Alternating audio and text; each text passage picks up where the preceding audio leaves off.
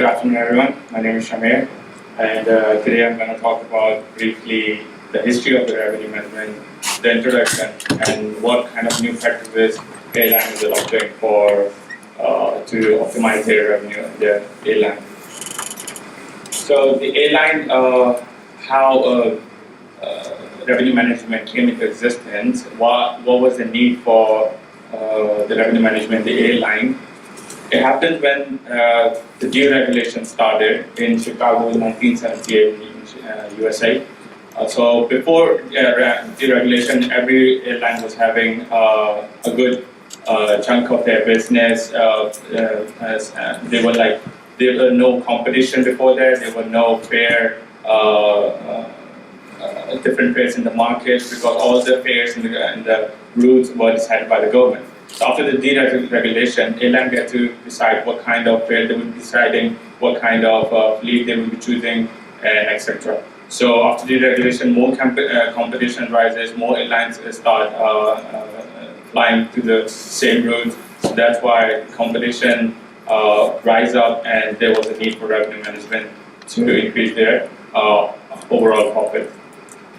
So in the early 80s, So in the early 80s, American data started with the early bird things. So these were like the initial stages of the revenue management. With the early bird, the earlier you buy, the cheaper you get the ticket.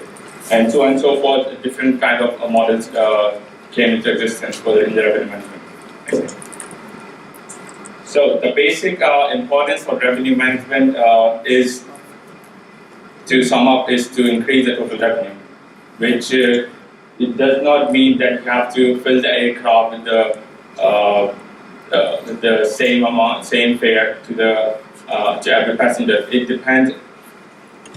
It's just not about the load factor. If you increase the load factor, it doesn't mean your revenue would be increased. It's the exact balance between the load factor and the fare, which means if you have a average fare per seat which is higher, then you are making a good amount of revenue in the airline. So what requires for revenue management is a better forecast model, like looking at the past behaviors of the passengers, what kind of routes they were flying to, what kind of dates they were choosing to fly. So you come up with a model which decides that what fare I would be putting on certain flight so that I can maximize my revenue. Okay. There are 5 key factors which are very crucial for the revenue management. First of all is the cabin spoilage. That means when you lose the revenue when their passengers doesn't come up to the airport to fly, or the late cancellation, which usually happens in every airline. So to counter this loss of revenue, airlines come up with the idea of overbooking. So they can, if there was, they look at the past data, they look at how many no-show rate was there, how many cancellation was there. So they come up with a certain percentage of overbooking they will be putting on a flight. So they won't lose the revenue, and none of the seats go empty. This kind of spoilage. It's a loss of revenue resulting when turning away the discount passengers at the last minute, which means some of the passengers are waiting for the airlines to lower their fare so they can book up the flight, because they are very much price sensitive. So what airlines do at the last minute, if there are any empty seats, they put rather than making that seat pressure, so that's why they lower the price so that all the price-sensitive customers book up the flights, and so that at least a little amount of money they can earn from the seat. High yield passengers are usually the business passengers, which usually book up the flights at the last minute. So you have to restrict your flight to protect few seats for the high-yielding passengers. So because they are like the most important passengers for the airlines, because they are the cash cow. So airlines make most of the money from business passengers rather than revenue. So what airlines do is like they protect a few amount of seats for the business passengers. Upgrade opportunity. So it happens, loss of revenue and upgrade opportunity happens if you have an economy class, let's suppose you have two class, business and economy class is full, then you have to overbook your flight. So you have to shift your economy passenger to the business class. So in that case, the passengers automatically gets the business class without paying for it.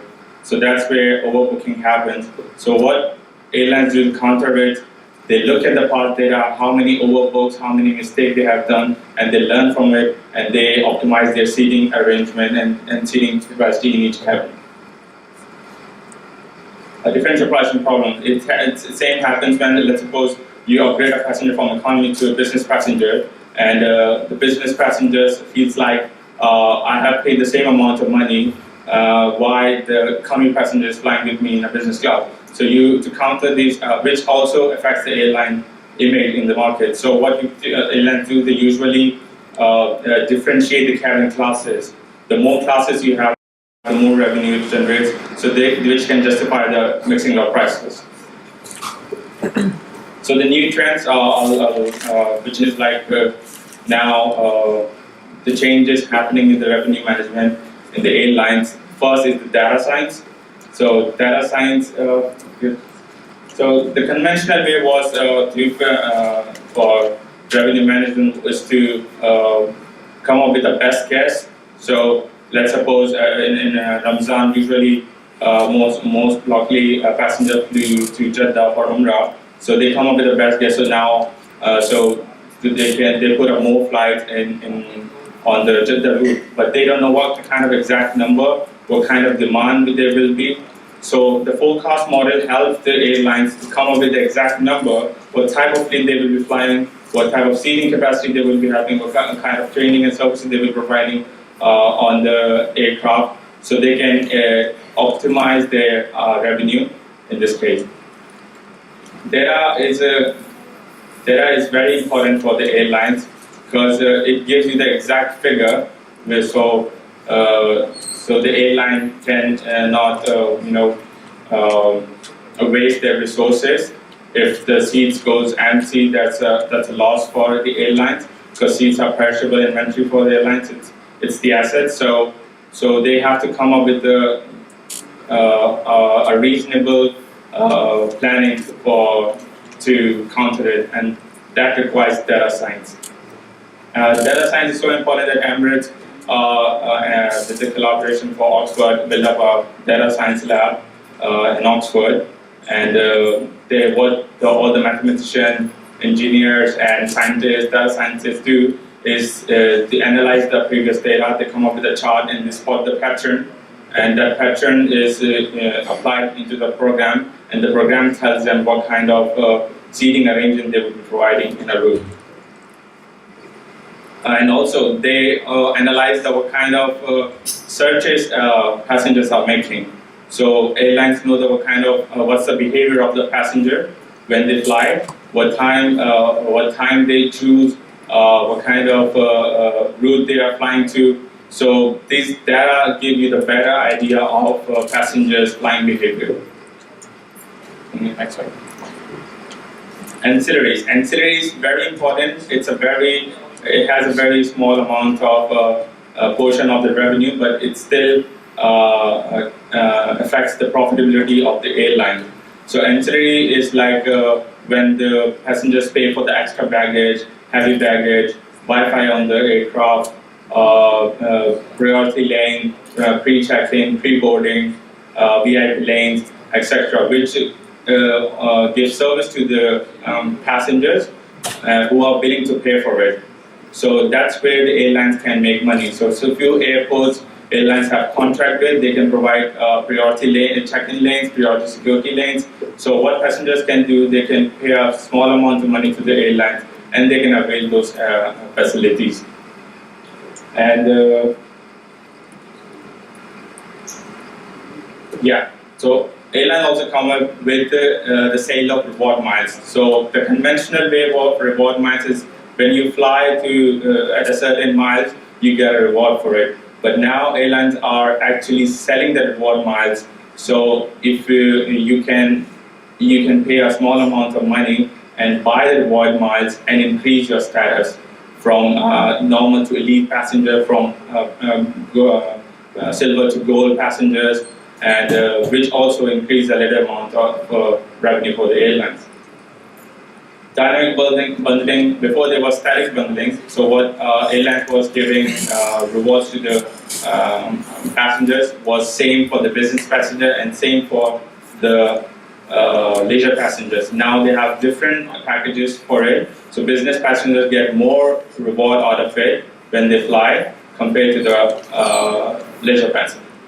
Next slide. So this is like a small facts and figure for the airlines, which prove that ancillary sale is very, very much important. So in 2013, Delta Airlines made like a huge amount of money from the ancillary sales, which include package fees, purchase of the Sky Miles, purchase of the preferred seats. So you can actually pay for what kind of seats you want. Either you want an exit seat, either on the aisle seat, or you want the front seat. You can actually pay for it and get it. And Wi-Fi on board, insurance fees, and priority boarding. If you look at the figure, Allegiant Airlines, which is one of the low-cost carrier, so it has a 32% of share of ancillary sale, and the profit of that airline was 17% annually. And if you look at the Ryanair, there was a 26% share of revenue from the ancillary sale, and their profit margin was 14%. If it goes on, if you look at the PIA, Korean, and other airlines, their revenue portion for ancillary is quite low, and also either they are in loss or not making profit out of it. So that's how much ancillary sale is important for the airline in the revenue management. Thank you. Next slide. Internet of Things. So now airlines are becoming more aware of the new trends, that more and more people are start engaging in the social media, whether it's Facebook, Twitter, Instagram. So airlines are making connecting with the passengers on the social media, which also includes different kind of activities, different kind of promotions, and the sale they are generating on social media. Or they in the PA couple of years back, PA introduced a promotion on their Facebook page. Is that they introduced the passengers to each other on the social media, so they can also interact with the person on social media who they're gonna sit next to. So it's very nice to find a person on social media who you're gonna be sitting next to in holidays on your flight. And so the trend of social media is significantly increasing. It is estimated that in 2025, 50% of all air passengers are millennials. So as we know, the teenagers and the young kids are more engaging in the social media. So it's very interactive way to interact with your passengers and attract your sale. And also RAFT technology is also being used, which almost neglect the lost baggage charges for the airline. So it's a technology which you put up on your baggage. They put up on your baggage. If you lose your baggage during a transition in a transit flight, so they can track it down and find it for you rather than paying for you a good amount of money for that. Yeah, that's right. So conclusion is that the RM is not as simple as you filling up the aircraft. It means selling the right amount of ticket to the right passenger at the right time with the optimum fare.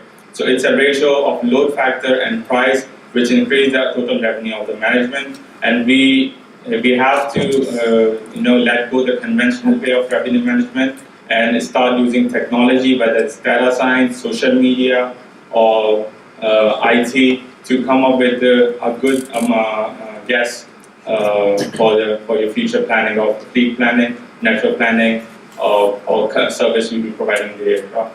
Thank you very much.